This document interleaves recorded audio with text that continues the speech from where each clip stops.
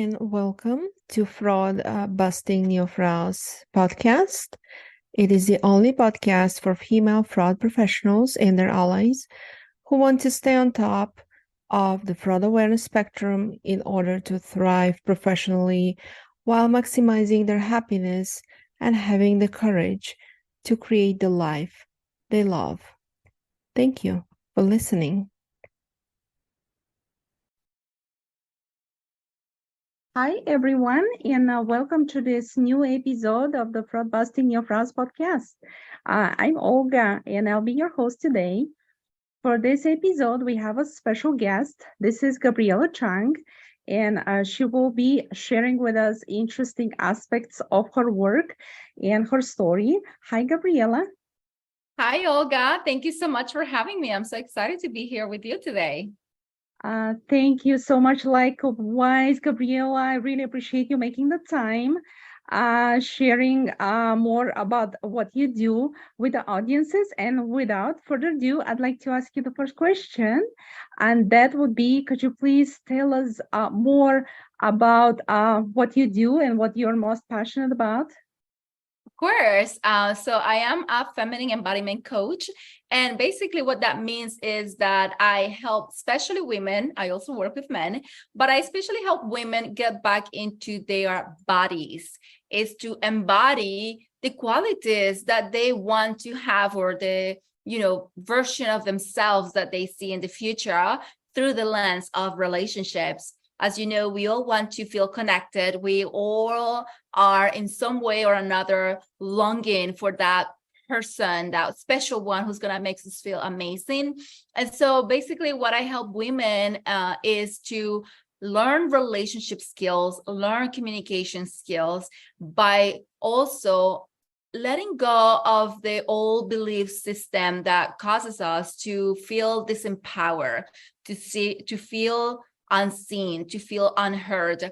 So we take a different approach to my relationship coaching program, where we focus on what do you want as a woman? How do you want to feel in a relationship?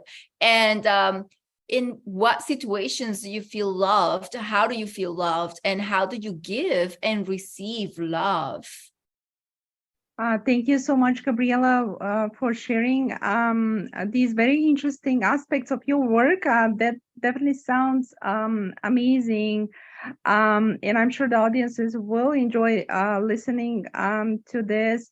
And so my next question for you is anything interesting you would like to share, or maybe you're writing a book, anything in addition you would love the audiences to learn about more? Yes, of course. So at the moment, I am in the process of deciding when I want to start writing my book. It's going to be an amazing book on helping women how to reclaim their power, how to reclaim their voices. In the meantime, they can start learning a little bit about my work and how I can help them tap into their intuition, get out of survival mode, let go of the anxiety, and magnetically attract a partner who really make them feel the way they want to feel. And for that, I do have a guide. It's a 5-step guide on how to start dating from a feminine perspective. And so they can download it for free at femininedatingrituals.com.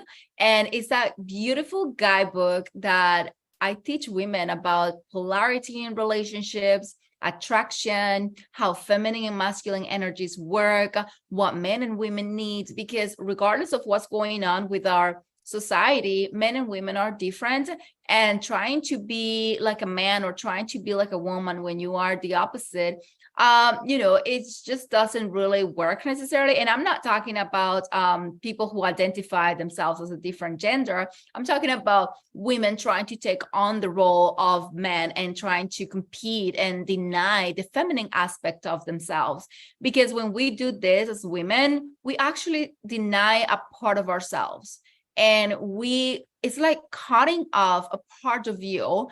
And that is very overwhelming. That creates a lot of chaos in our psyche as women, because not accepting a part of ourselves makes us feel doubtful of the time, makes us feel like we don't belong, makes us feel like we're missing something, you know. And so when we're constantly doing and we're constantly giving and we're constantly trying to fix everything, then we don't find time to relax. We don't find time to give us some self-love, and we don't make time for self-care, you know, because there's always a priority taking more importance in our lives than the relationship we have with ourselves.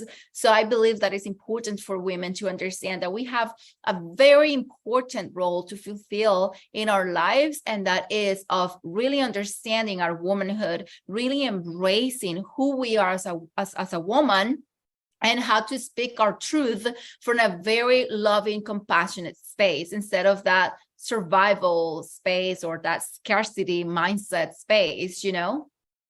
Thank you so much, Gabriela, for this insightful and very informative a response to my question. I'm sure that a lot of listeners will relate to themselves and be inspired by your advice and everything you teach about. I will make sure to share all the links to your programs so that the audiences could get in touch with you if they wanted to. And I cannot wait to ask you another question, and that one is, what kind of advice could you provide to women out there in order to be resilient, courageous, and also having the necessary confidence?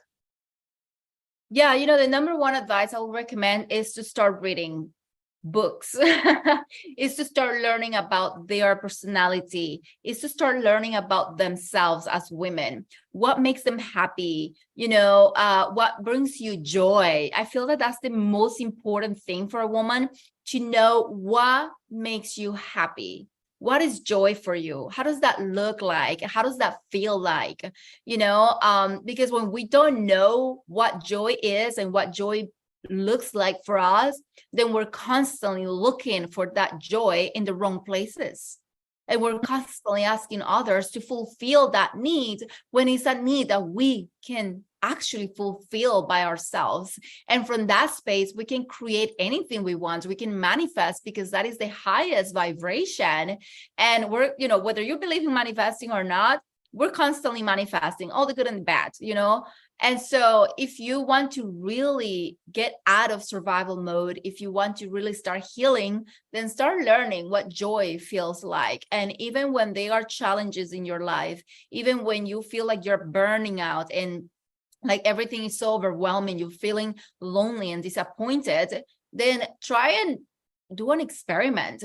And from that space of disappointment, sadness, loneliness, go and try to see what is joy and start questioning that. Mm-hmm.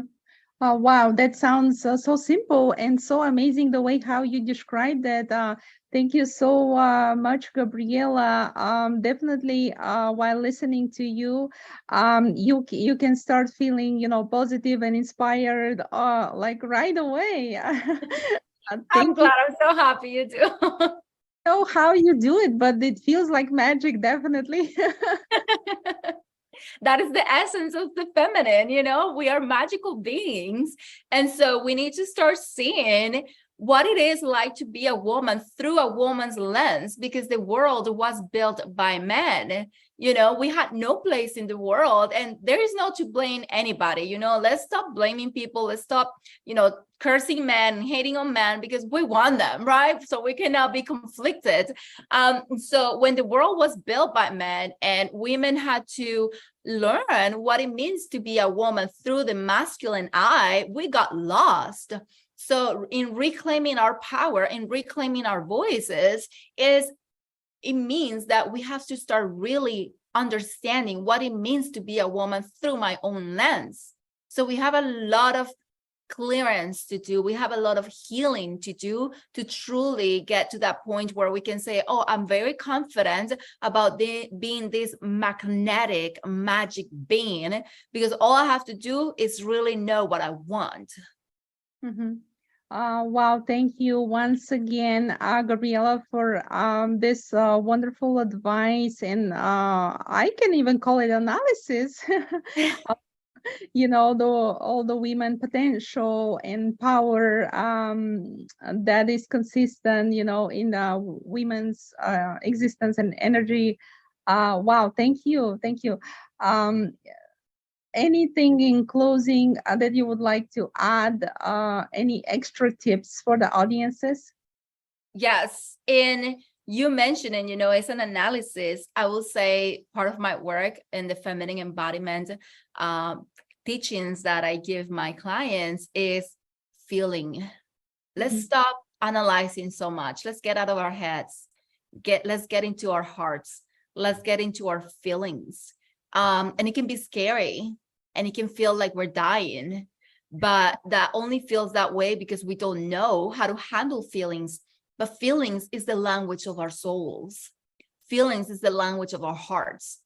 And if we cannot tap into our feelings, if we continue to deny our feelings and we don't want to explore them, we are afraid of them. And as long as we are afraid of the darkness of our souls or whatever is in our hearts, we're going to be running away from having the most exquisite, delicious, beautiful life we can have.